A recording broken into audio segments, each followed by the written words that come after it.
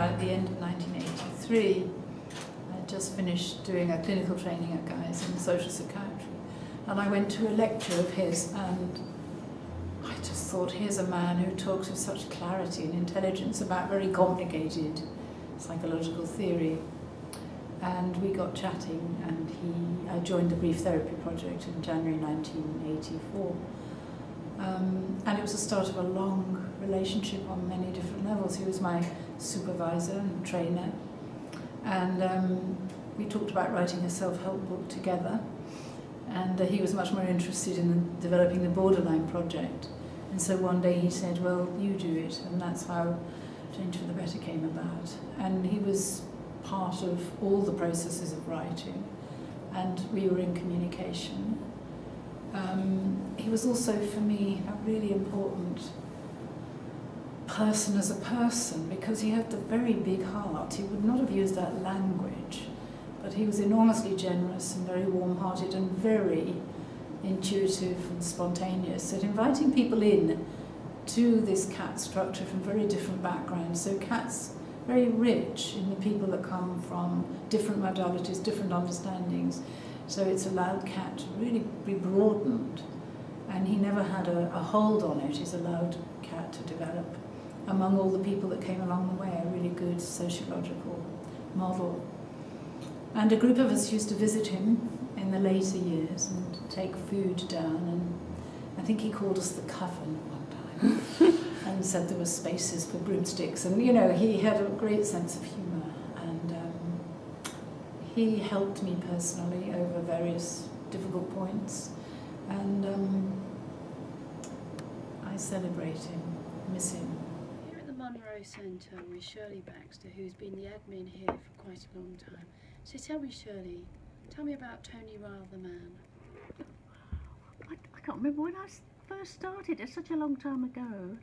I think it might have been 95, I think it might have been. Gosh. And I came, and he was here, and it was the old Monroe, and it was a bit dark, and I thought, oh, they've given this old chap a filing job to do, and I didn't realise he was the big man.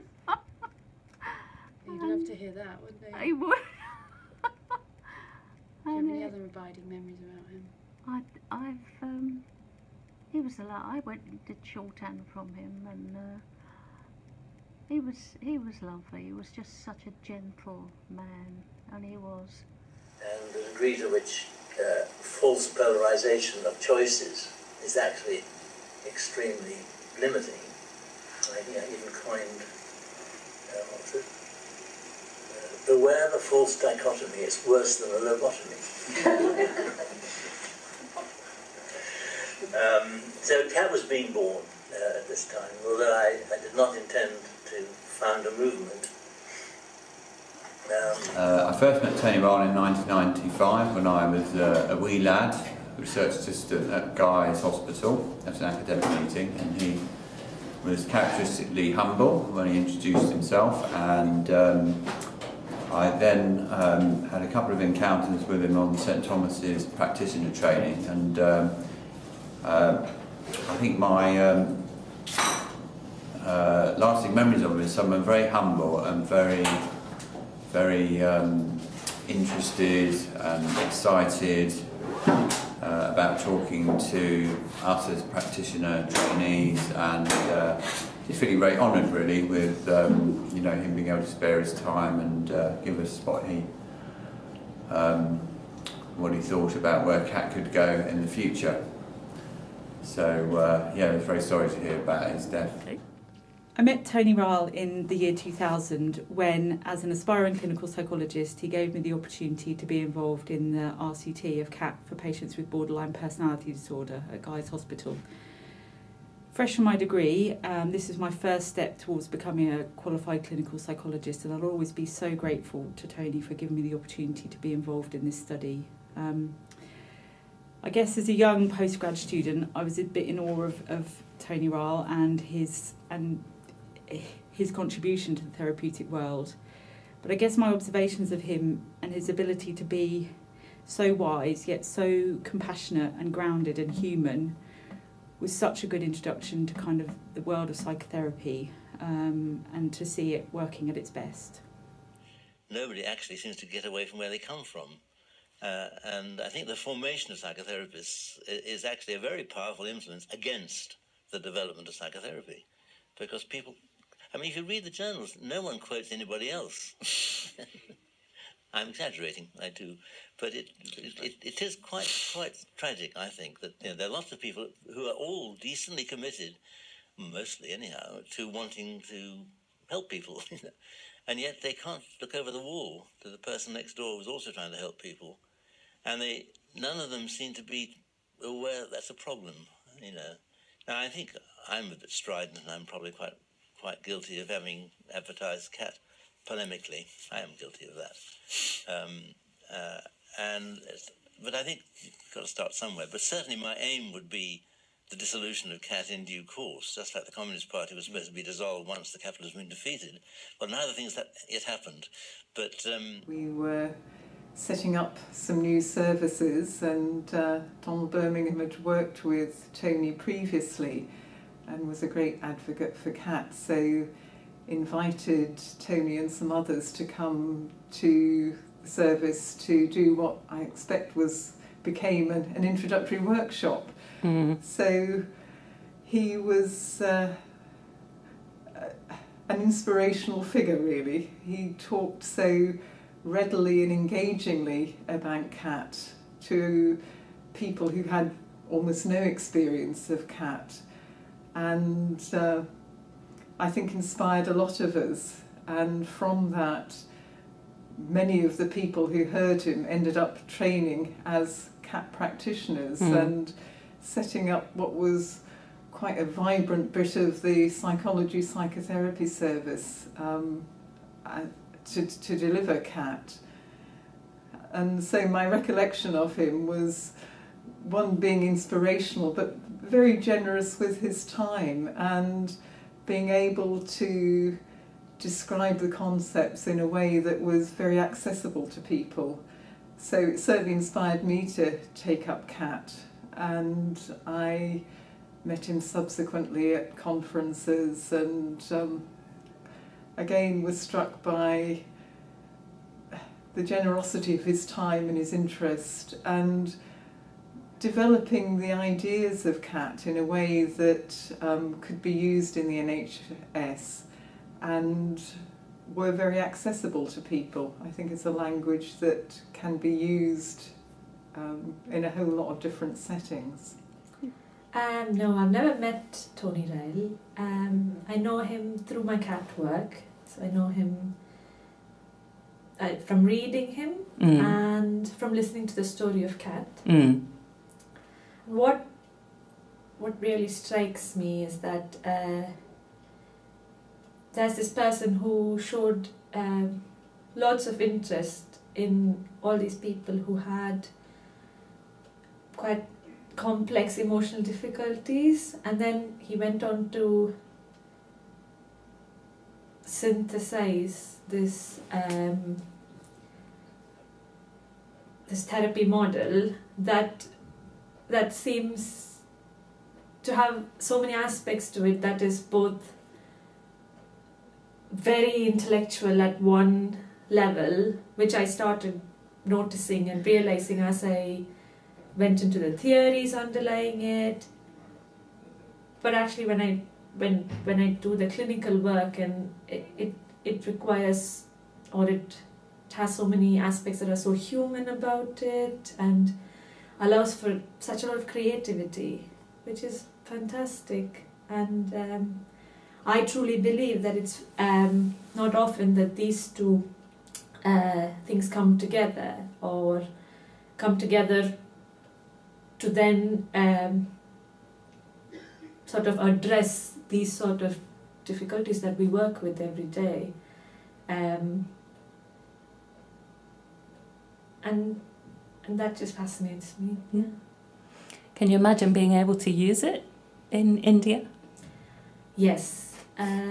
That's been my impetus from the start. When I got introduced to Cat, it did appeal to me when I thought about taking it to India and working there, and when I thought about the experience I had there working in mental health, I do believe that it is very relevant as a model, and also this very aspect of it where it allows you to be creative, very culture sensitive. It just makes a lot of sense, and it will, I believe, even back there. So I thought I'd talk a bit about how I understood the extraordinary response which our first open workshop had. I'd been working on the whole on my own with no institutional base, publishing little papers here and there, and I'd run some supervision in guides, small groups, and then we decided to advertise a conference, and we had over 400 people came to the first guys workshop, and that really generated this explosion of interest. And that same phenomenon does seem to reproduce itself in different countries and different places. That once it's there, there's something very infectious about CAT, and that's one of the values I would hope we will preserve. And I think we are preserving it in the face of things really pretty well. I think the reason that CAT has continued to grow in this country and overseas is that it's based on a very good idea. And I think, although we call CAT the integration project, what we've actually done is unpacked the depth that was in the idea that Tony Ryle came up with. It's a deeply paradigm-shifting dialogic idea that will continue to unpack, unfold, expand. So if you want something to last, it's got to be based on the seed has to be packed with goodness, and that's the main aspect of the legacy from my point of view. What was he like as a person to interact with? He was inspiring, particularly because he had a lot of intuitive knowledge around this idea. I mean, what's described in the writing doesn't really do justice to the depth of the idea, which he seemed to have the overview of, which perhaps no one else had. Also his kindness, humanity. I imagined he'd be great to be in the room with if you were a client of his. And his general humanitarian values and desire to contribute to the world of psychotherapy and medicine, which he obviously got from his ancestors. They all in their way contributed a lot to help people and to develop the caring professions. A message for Tony from Piacenza, Italy. I'm Marissa. I was lucky enough to meet Tony at St. Thomas's, where I was in his supervision group, and I came across Kat. And by the time I eventually came to live in Italy for personal reasons, but by the time I got here, he then retired and spent part of the time in Umbria. So the collaboration and supervision with him continued. And this is Christina. Yes, I am Christina, and I met Marisa, who introduced me in a CAT, not none in Italy. And I'm having a supervision in eating disorder and come to Umbria to meet Tony Ryle, who spoke a little Italian with me. Kat has been, for both of us, yeah. I'm saying this on behalf of Christina as well, such a profound influence, a useful tool for us. It has helped us immensely in our clinical work, and it has also, I think, deeply influenced our way of reflecting upon the world and society. And we just feel very grateful to Tony, but we were lucky to have crossed paths with him. There is now a tiny drop of CAT in Italy. Italy is a very difficult and complex territory. It's hard for new ideas to be accepted and integrated. But there are some small but there's a small group of us who have tried CAT. So there is a little Italian cat. We offered a way of doing therapy which allowed people to be fully human and to grant their patients full human status, and which also took account of the social reality that therapy is in short supply in relation to the need for it. And I think people said here was the way they could work, and they're still saying it now, and they are, thank God, still working it. And when I meet CAT persons who I've never met before, I recognise what they say and do as being very centrally expressing the same values as we started with. So it was the egalitarian values of CAT, both as a place to do therapy within the health service, but also egalitarian in the sense of the nature of the relationship between patient and therapist, because unlike its sources, which were primarily psychoanalysis and behaviorism, cognitive therapy, CAT is a much more equal relationship between patient and therapist. It is neither so obscure that the patient couldn't understand what you're talking about, nor so restricted that the patient wouldn't recognise their life in it. You see, some of my fondest memories of Tony were from when he used to come to the University of East Anglia to meet the trainees on the new CAT courses. Tony was always very interested in how CAT was developing across the country, and would make a point of always trying to kind of meet new courses that were starting up. And if he could, he'd also go along and meet new cohorts of trainees. I think he was always fascinated by what brought people to CAT from different professional backgrounds, different interests. And I remember him with the trainees just asking them lots of questions and taking a real interest in their experiences of CAT and how CAT was kind of being developed in different areas. He was also very modest, very open to questions. I remember his talks would be a bit about him talking about CAT and how CAT had developed, but then really a kind of discussion where he would open things up and engage the trainees really in thinking about the model and how the model was developing and linked to their own clinical work. At the time I was working in forensic, and this also was an area that Tony took a lot of interest, particularly in the development of contextual reformulation and how CAT could be developed beyond the single therapeutic approach to working with whole clinical teams. In talking with him about this, I always got the sense that he was surprised really that CAT was developing as quickly and as diversely as it was. I think he was genuinely surprised at how his idea had really taken off and engaged so many people. He's no longer with us, but that will be something that we'll all be very grateful to him for, and although he's no longer here, his voice and his ideas are still there really in the many kind of papers and books that he wrote. Well, I met Tony probably twice,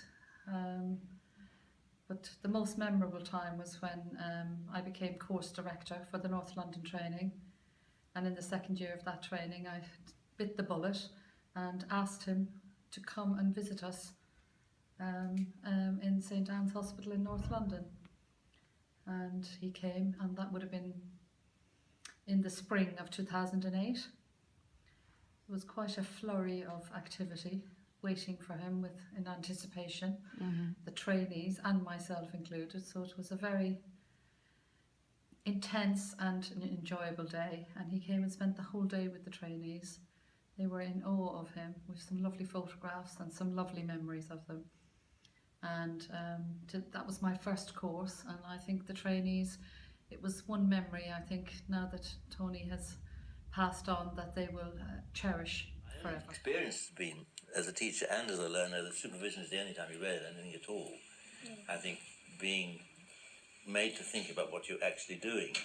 And certainly, latterly, I do rather little, and what I do is mostly by email and with experienced practitioners. But I enormously enjoy it because I learn and they learn because we're starting from enough experience. There is a place you've got to go through on the way. You've got to have a language and you've got to have the experience, and how you marry the two up and get them at the right rate, I think is just technically very hard, particularly as we're always under pressure. We don't have enough time, we don't have enough money, so that there's, like in the therapy, CAT training I think is pretty intense, and trying to do a lot of things in a time which is not always enough.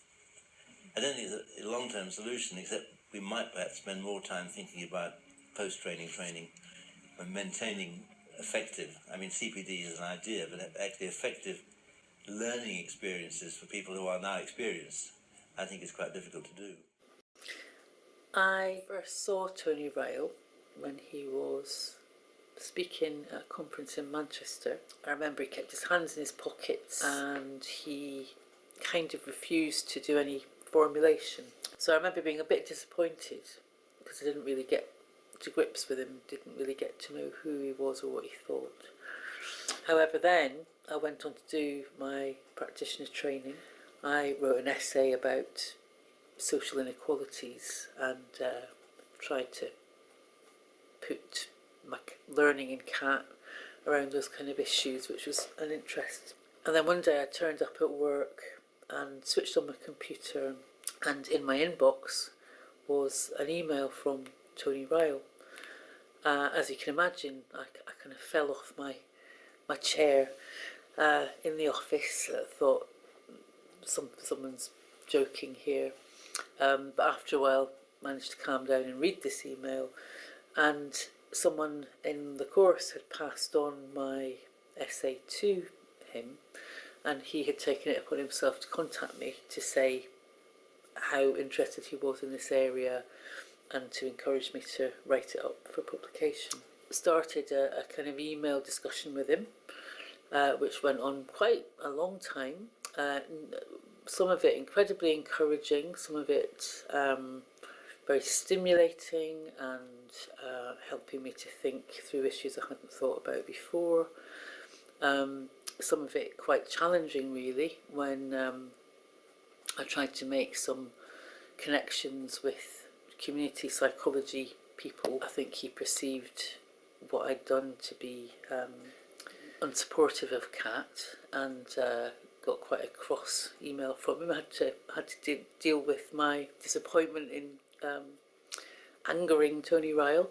Anyway, we worked through that and we carried on corresponding, and although I never met him, I really was heartened and basically really encouraged by his interest and his encouragement to continue thinking about these issues, and that's what I'll take away in terms of his memories, how ready and willing he was to engage and think with somebody who was being quite critical of him really, but was prepared to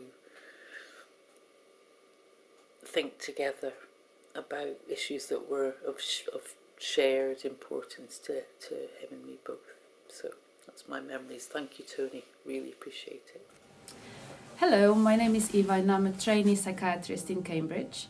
I've joined the CAT practitioner course in St Thomas Hospital in London just a month before Dr. Ryle's death. So I wasn't fortunate enough to meet him in person.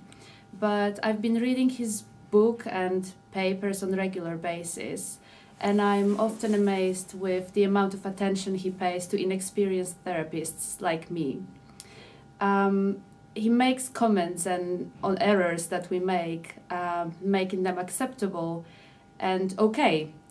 So, like when I first tried to reformulate my patient, I found out that this is a skill that requires practice, and that made me feel very reassured. Or similarly, when I found myself colluding with my patient, I learned from one of the papers on transference that this happens to all therapists. So I think Dr. Ryle enables me to become a better therapist in an amazing way, and make me often feel very reassured and encouraged to keep going and learning about CAT. I think we need to mobilise a sense that change is possible. So my last quotation will come from the American Labour leader who was executed in 1916, Joe Hill, and the words are his, "Don't mourn, organise."